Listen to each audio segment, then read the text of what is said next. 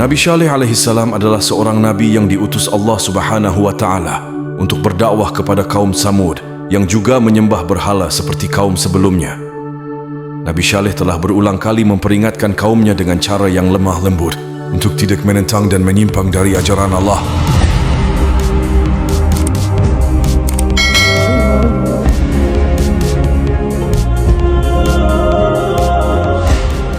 Assalamualaikum warahmatullahi wabarakatuh.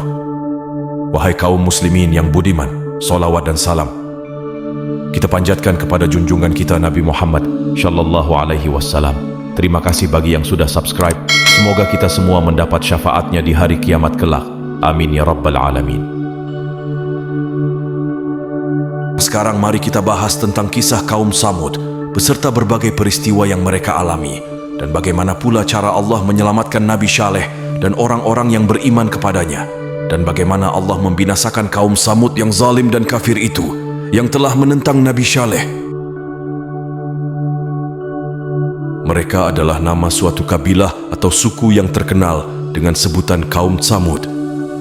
Istilah Samud diambil dari nama kakek mereka, Samud, saudara Judais.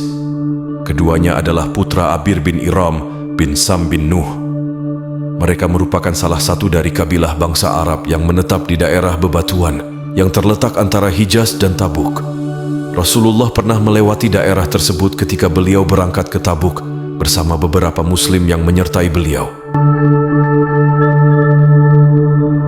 Kaum Samud hidup setelah kaum Ad. Kaum Samud juga menyembah berhala.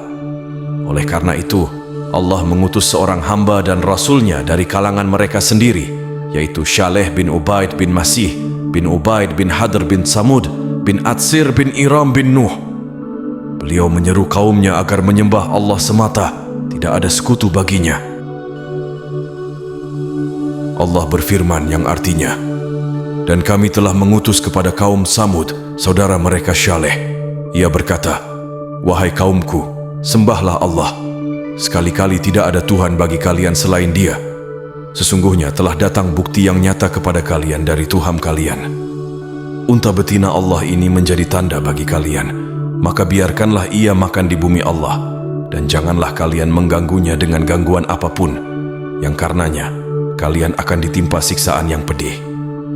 Quran Surah Al-A'raf ayat 73 hingga 79. Dan dalam surah lain juga disebutkan seperti Surah Hud ayat 61 hingga 68, Surah Al-Hijr ayat 80 hingga 84, Surah An-Namal ayat 45 hingga 53. Ketika Nabi Syaleh datang kepada mereka dan mengajak mereka menuhankan Allah dan menyembahnya, beliau memberi penjelasan, menasihati, mengingatkan, dan mengimbau mereka untuk beribadah kepada Allah. Mereka berkata kepada Nabi Syaleh sambil menunjuk sebuah batu besar yang berada di dekat mereka, jika engkau dapat mengeluarkan seekor unta yang begini dan begini dari batu besar itu. Mereka menyebutkan ciri-ciri unta yang disebutkan, yaitu unta betina yang gemuk, besar, dan ciri-ciri lainnya. Kemudian beliau menuju ke tempat sholatnya, lalu mengerjakan sholat dengan tata cara yang telah ditetapkan oleh Allah. Selanjutnya, beliau berdoa kepada Allah agar mengabulkan permintaan mereka. Maka Allah memerintahkan batu besar itu terbelah, dan keluarlah seekor unta betina yang besar, gemuk, dan ciri khas lainnya sebagaimana yang diinginkan oleh kaum Nabi Syaleh. Ketika unta betina itu muncul, mereka menyaksikannya sebagai peristiwa yang sangat menakjubkan dan pemandangan yang sangat luar biasa. Hal itu merupakan kekuasaan Tuhan yang sungguh hebat dan sebagai bukti nyata yang tak terbantahkan, sehingga banyak di antara kaum Nabi Syaleh langsung beriman. Akan tetapi, mayoritas dari mereka tetap berada dalam kekafiran, kesesatan, dan keingkaran. Adapun pemimpin orang-orang yang beriman bernama Junda bin Amr bin Mihlah bin Labid bin Jawas. Ia merupakan salah seorang pemimpin kaum Nabi Syaleh yang menemukan kemuliaan dalam Islam meskipun mereka dihalang-halangi oleh Zurab bin Amr bin Labid dan Al-Habbab yang merupakan salah seorang pemuka di kalangan kaum Nabi Syaleh. Orang-orang beriman juga dihalang-halangi oleh Rubab bin Sya'ar bin Jalmas. Jundak mengajak keponakannya bernama Syihab bin Khalifah yang juga merupakan salah seorang tokoh di kalangan mereka.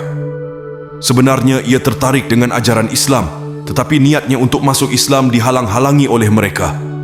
Akhirnya, Syihab lebih memilih bergabung dengan kaumnya yang kafir itu.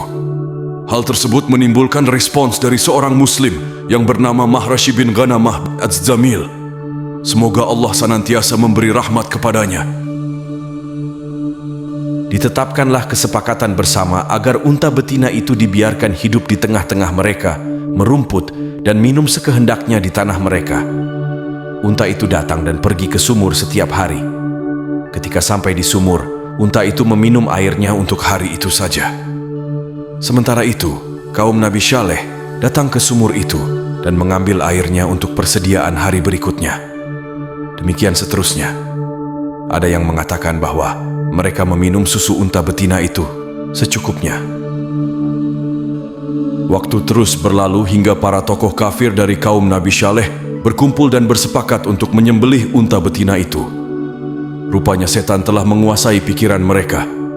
Mereka berkata, "Hai Saleh, datangkanlah apa yang kamu ancamkan itu kepada kami jika betul kamu termasuk orang-orang yang diutus Allah." Quran Surah Al-A'raf ayat 77. Kemudian kaum kafir itu menugaskan orang untuk membunuh unta betina itu, yaitu salah seorang pemimpin mereka yang bernama Qidar bin Salif bin Junda.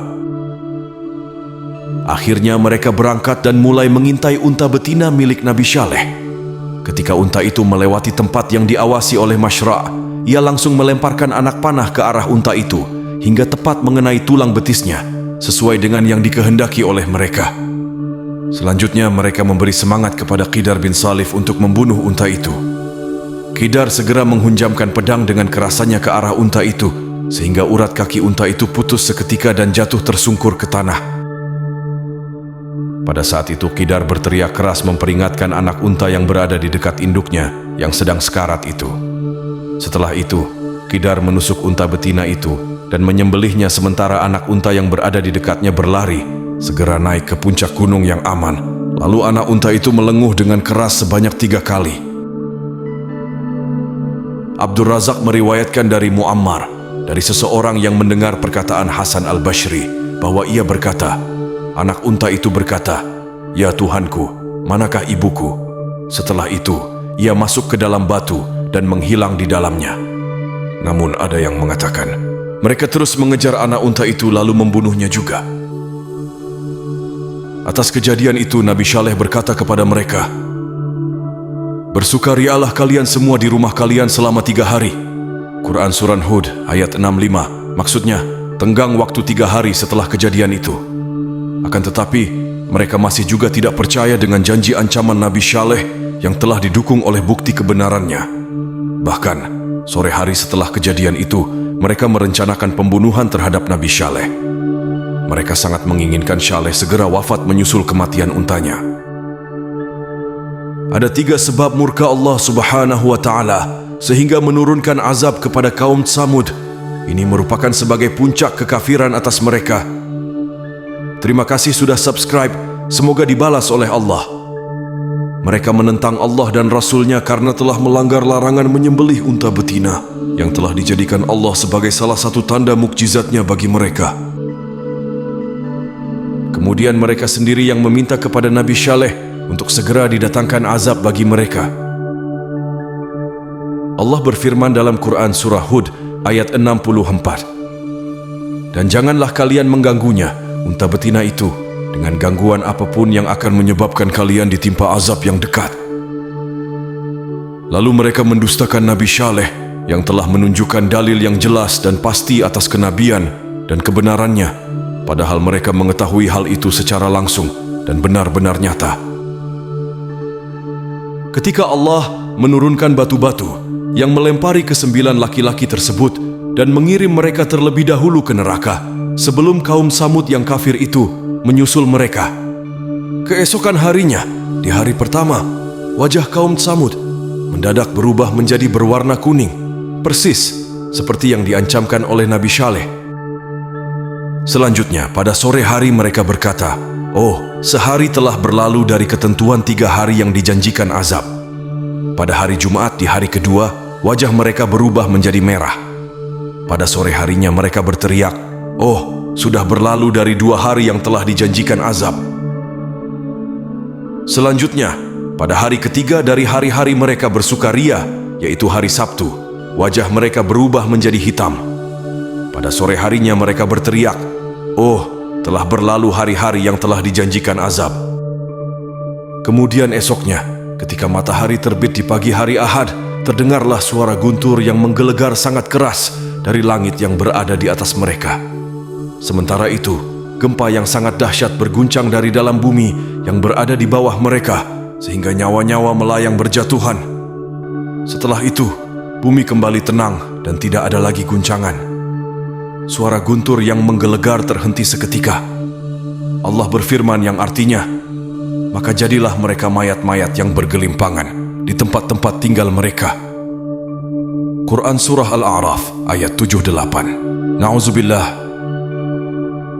Setelah peristiwa itu, Nabi Saleh dan kaumnya yang beriman meninggalkan kampung halaman mereka.